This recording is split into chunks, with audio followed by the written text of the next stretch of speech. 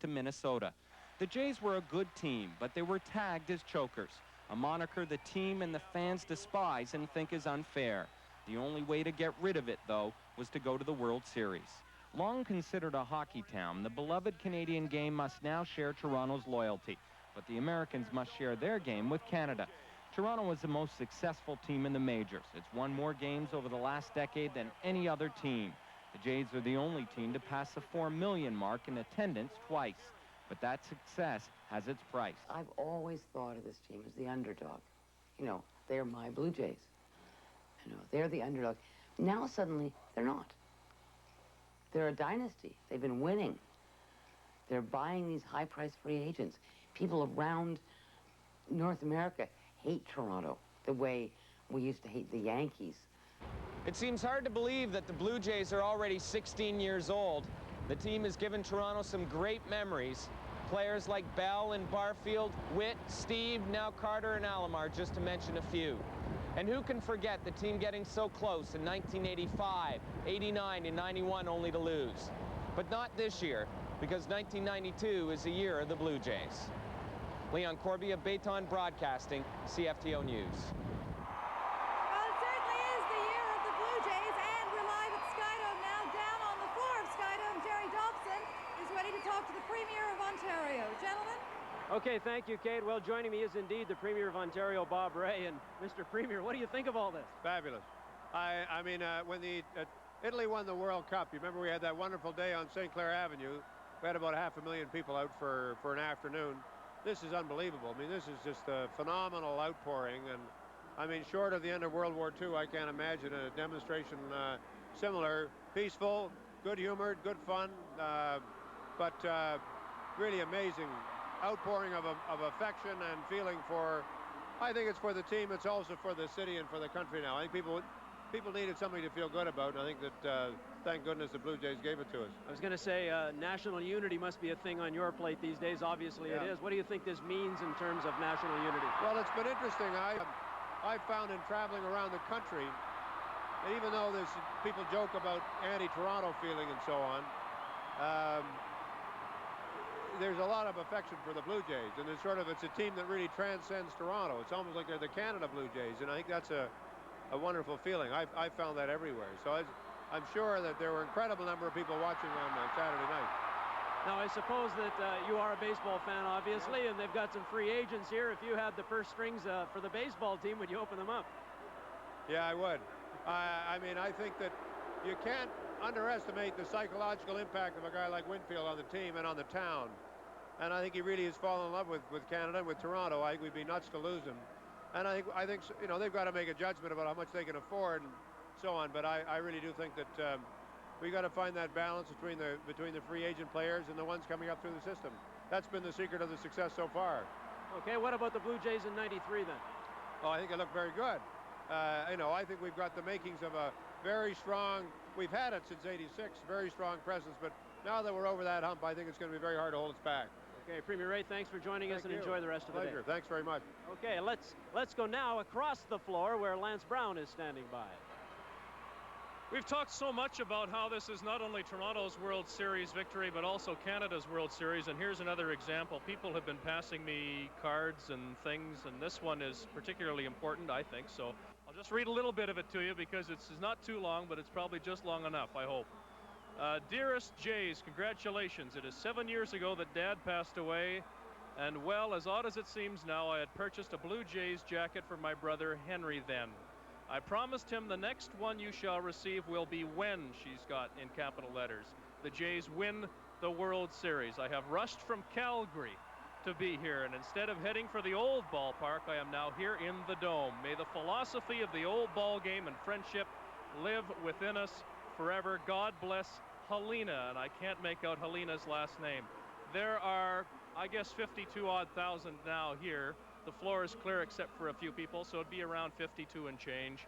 And many of them are from outside of Toronto. Proof again, I suppose, that this really did, in one respect at least, unite a nation with another very big event to come tonight. We'll see if that unites or whatever, but that's politics. This is baseball, and we're all looking forward to the big moment when the Blue Jays arrive here inside the Dome. They are not yet here, but everything is being set up in behind me. Of course, I think you can see probably part of the stage, but also Mayor June Rollins just went up a moment ago.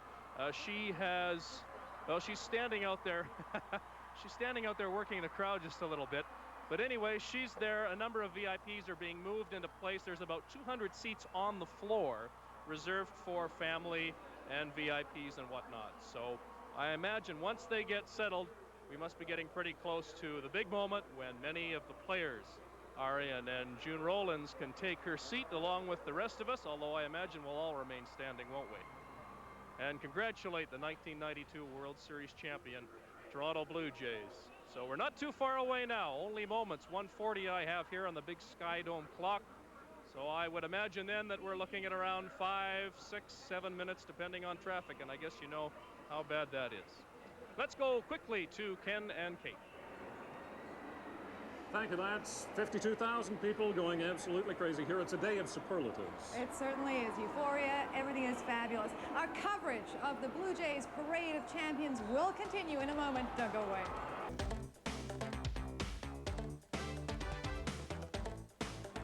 Welcome back to the Jays celebration, the Parade of Champions What a inside party. the Skydome. It sure is. Isn't it a party? Isn't it a time? In case you're wondering about the cheers and the booing that goes on from time to time, behind us on the Jumbotron, they have been showing some Jays highlights.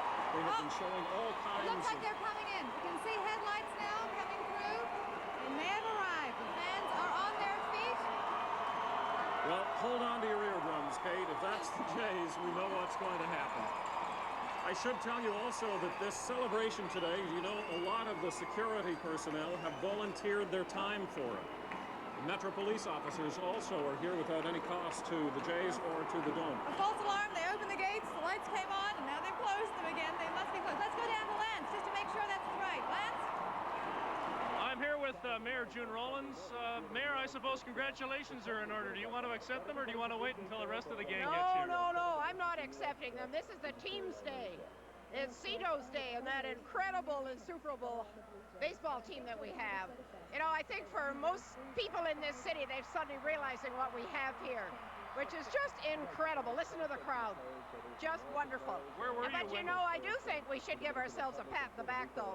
There's, what, 500,000 people out on the streets on Saturday night, and everybody enjoying themselves, having a marvelous time. And just orderliness. Wonderful, wonderful. Well, and that leads me into this question. A lot of people feel that the city of Toronto, I'm sure, and the nation as a whole needed something Oh, yeah. to feel good about. Oh, absolutely.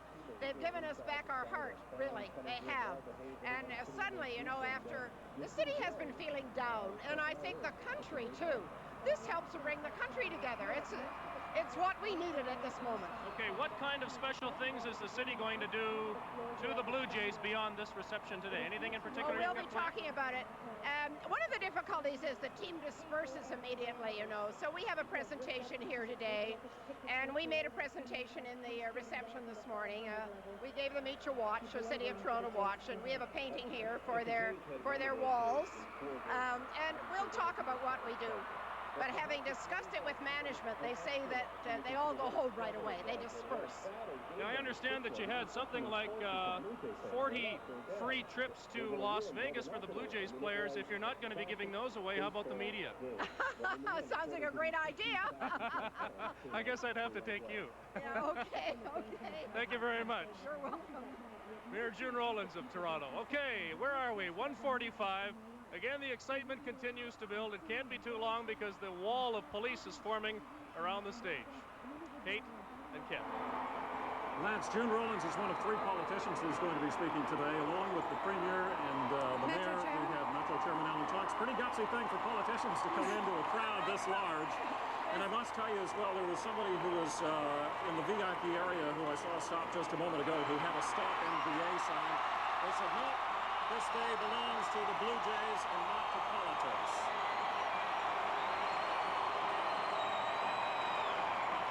You can hear the roar of the crowd. This is absolutely unbelievable. World-class city response for world-class champions. Absolutely amazing. Well, apparently they are behind there. We're zooming in now. Apparently they are here. The cars have arrived. We can hear a little Atlanta Braves chop going on in the background. It's been going on all morning, and the early part of this afternoon as fans rather mock Atlanta's chop, which incidentally they of course stole from Florida anyway. But what a great crowd it is, what a great time it is for the city. You know, we seem to have been cranky for a little while with all of the politics that's been going on, and this is a time to finally let loose, and we're letting loose in the best possible way. I think when the Blue Jays actually come in to the stadium, it will be a response and a welcome that the Blue Jays could only have dreamed of. I don't think any of them were prepared for anything like this, both outside and in the Skydome. The fans have been terrific. Everyone is having a wonderful time. The cheering behind me on the Jumbotron, the fans can see themselves, and occasionally they can see the parade getting nearer and nearer to them. You're seeing a little earlier today as they came down right now on your screens. And Kate, I mentioned to you a few moments ago, seeing Cito Gaston and Tom Henke over at the Blue Jays offices, they were not quite as excited as the fans are right now, but I'm sure that they are going to be just as excited when they finally step in here and hear the roar. Roar is phenomenal. Jerry, can you hear us? Yes, I certainly can hear you. I'm down here on the floor, and I think that they're just about getting ready to start things. I'm trying to have a look in the Blue Jay dugout, or what used to be the Blue Jay dugout. There must be 30 or 40 police officers, and I don't think we can get a shot of it right now, but they're crowded around here. And we were told that the Blue Jays would be coming from the outfield, but it's starting to look like they might be coming from the other direction. I can't tell at this point. But it's absolute bedlam down here. I've never seen so many banners and flags in the crowd. We saw them for Game 5 of the World Series, but I've never seen as many as I'm looking at right now. A lot of young people here, of course. We've reiterated that several times. We'll do it again. They're all here. They're all out of school, and they are waiting. But once again, there are 30 or 40 police officers down here just outside of the Blue Jay dugout. We're anticipating something here, so they may be playing a little trick on us here in terms of where they're bringing the Blue Jay players in. It's too hard to tell at this point. Back upstairs to you guys. Thank you, Jerry. I think you were right. I think they are going to come in from the Blue Jays dugout, and I see the radio announcer Tom Cheek standing by down there. He will be introducing the Jays as they come on. A sea of blue from Metro police officers who are guarding them. You know, at the same time that the Jays have got to love what's going on here, this could also be kind of frightening when you walk into a crowd that's this large and this boisterous. It must be absolutely amazing. We are going to take a short break right now, but stay with us. We will be right back with the Parade of Champions from Skydome.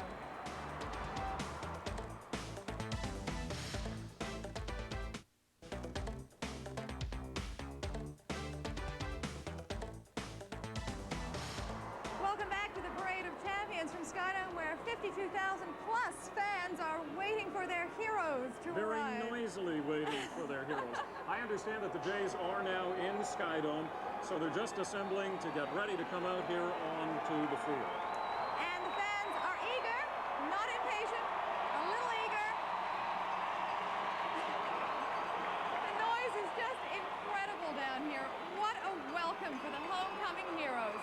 Absolutely fantastic that so many people came to welcome the team that they've had in Toronto for 16 seasons now.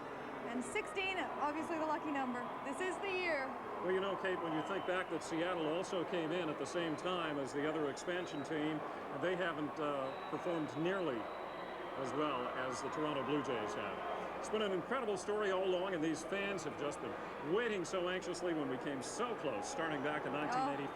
A heartbreaker then, and a heart thumper, an emotional roller coaster for this World Series.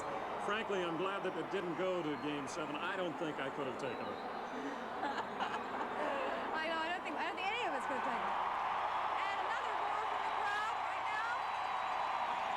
They are on their feet. You can see Jerry Dobson is down on the floor. Jerry? Joining me down here on the floor right now, Jay Greenberger, a baseball writer, sports writer for the Toronto Sun, a transplanted American, if you will. Jay, put an American perspective on what you're seeing right now. Well, it's hard for me to I'll be honest with you, it's hard for me to comprehend. I certainly understand this is a great moment for Toronto, It's been hard for me coming in from the outside to see it as a great Canadian thing because just there's so many American and, of course, Dominican players playing for the team. There's not a Canadian on the team. But my friends tell me that eventually I will understand, so I'll just have to accept that. All right, I'm sure you've seen many of these things before.